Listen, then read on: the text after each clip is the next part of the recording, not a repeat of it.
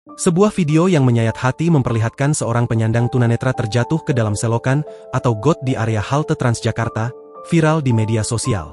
Peristiwa pilu ini memicu kemarahan warganet lantaran adanya dugaan kelalaian petugas dalam memberikan pelayanan bagi penyandang disabilitas. Dalam rekaman video yang beredar, tampak seorang penyandang tunanetra menggunakan tongkat pemandunya di area sekitar halte. Ia terlihat berusaha mencari jalan di tengah keterbatasan penglihatan. Namun nahas, saat melangkah di area yang diduga minim pengawasan, kakinya justru masuk ke dalam celah got yang cukup dalam. Tubuhnya seketika terperosok ke dalam lubang selokan tersebut.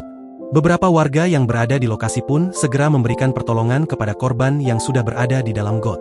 Hal yang paling menyesakkan dada adalah narasi yang menyertai video viral tersebut. Disebutkan bahwa sebelum insiden itu terjadi, korban sebenarnya sudah berusaha meminta bantuan kepada petugas di lokasi. Namun, permintaan tersebut diduga tidak segera direspons, sehingga korban terpaksa berjalan sendiri hingga akhirnya mengalami kecelakaan. Video ini pun langsung dibanjiri komentar pedas dari netizen yang menyayangkan kualitas pelayanan transportasi publik di ibu kota bagi kaum disabilitas. Hingga berita ini diturunkan, belum ada pernyataan resmi dari pihak manajemen Transjakarta terkait insiden tersebut maupun mengenai dugaan petugas yang abai terhadap permintaan bantuan korban. Download Tribun X sekarang. Menghadirkan lokal menjadi Indonesia.